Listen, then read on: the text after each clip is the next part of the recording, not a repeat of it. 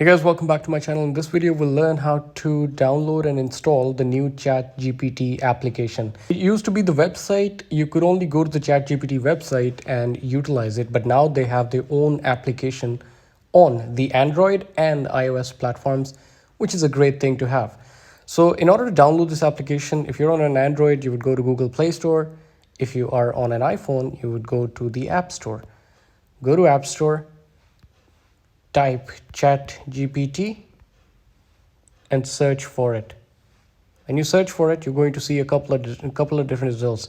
Usually you get this ad in the first result which says AI chatbot, AI chatsmith 4. No, that is not the accurate ChatGPT application.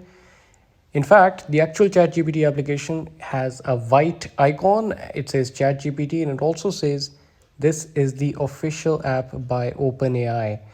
First, download this and install it and then open it up.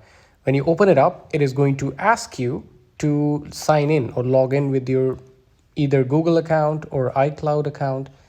So sign up and sign in. If you haven't signed up already, it'll ask you to sign up. Signed up already, it'll ask you to sign in.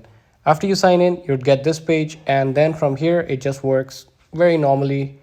You can ask it for anything. Write an email to my boss asking for a medical leave, and then let's see what we get the results.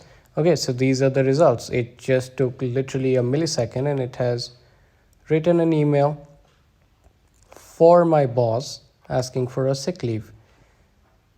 And again, the same thing here. If you want to use ChatGPT 3, it is going to be free of cost. But if you want to use the ChatGPT 4, you'd have to pay approximately $20 per month.